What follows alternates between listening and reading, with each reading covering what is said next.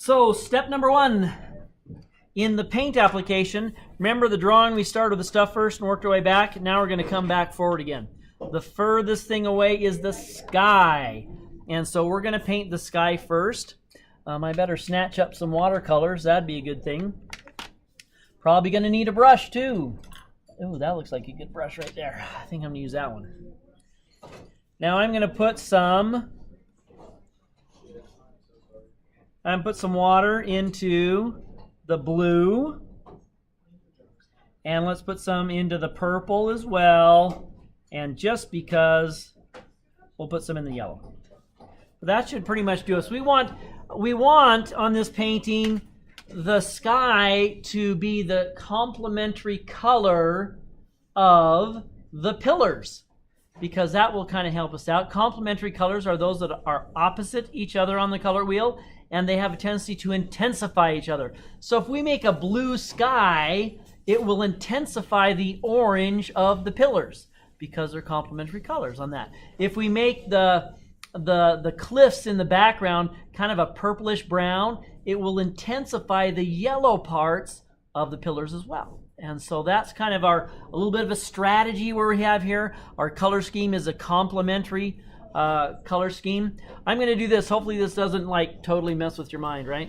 I turn the painting upside down so I can put the paint in right here so I don't have to reach all the way across.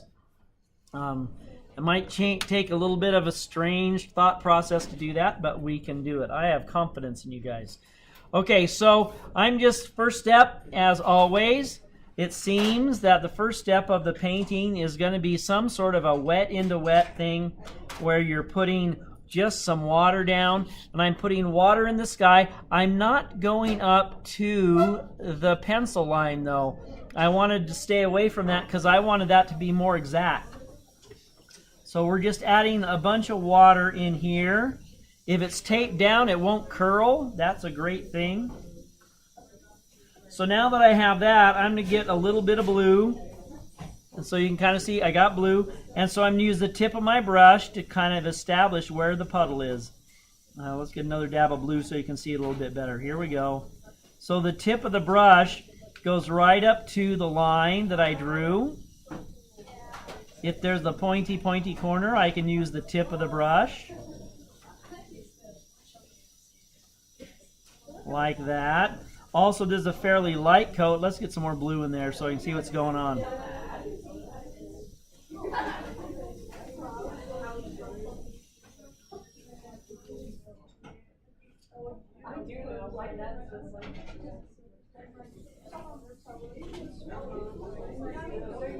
Wow, look at that. Blue.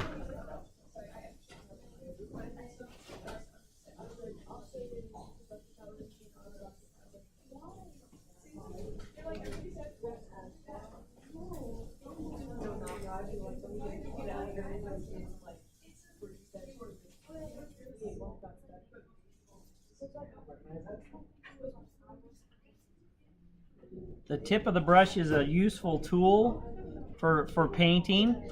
A good way to become a good painter is to be able to gain control of the tip of the brush.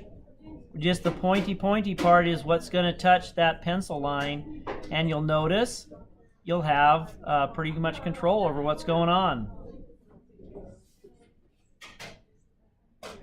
I need more water.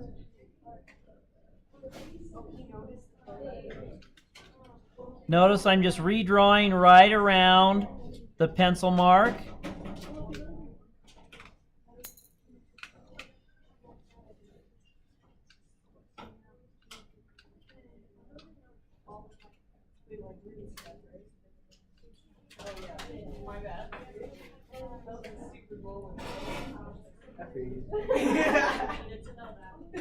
Okay, here we go. Almost got it. Okay, so I've painted around the edge of the whole painting. Now I can come back in here and put more of the blue in. Remember, you want it darker at the very top of your painting, so you can put a little more pigment in there and let it kind of flow out into the area. So if I hit this, notice that just lets the paint shoot on out. and creates these kind of blended fan sort of effects. Remember I had some purple? I'm going to hit some purples in here too, just to kind of break it up a little bit. Now I'm going to get just a little bit of water and kind of mute that down a little bit. Some of that was a little bit strong. I needed a little more blendy than that.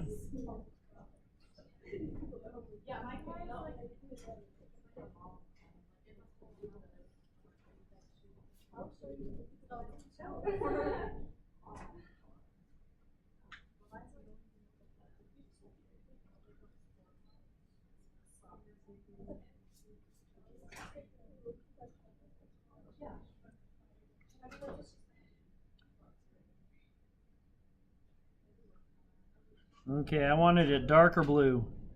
So now I'm coming back in with some more dabs of the blue. Pretty strong, really.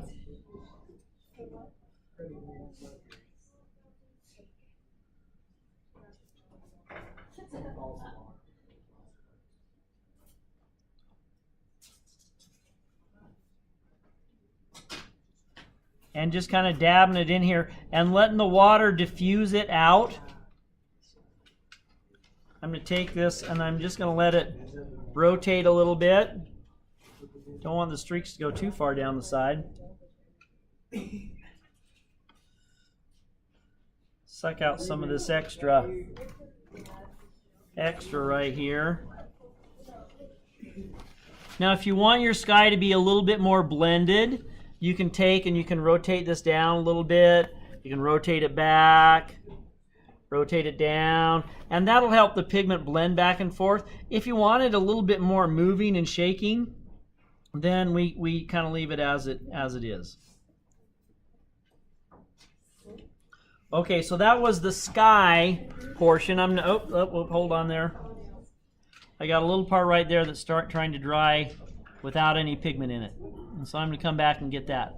You do pay attention to your lines and your borders. Make sure you don't have any little islands of white start to develop on a spot that tried to dry before everything else dried.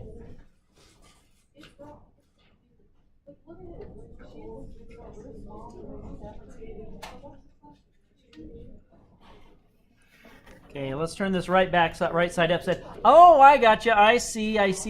You've made the sky. I have made the sky.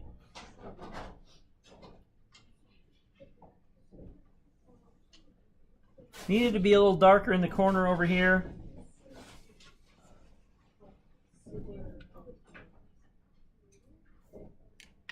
Now I'm going to let it dry.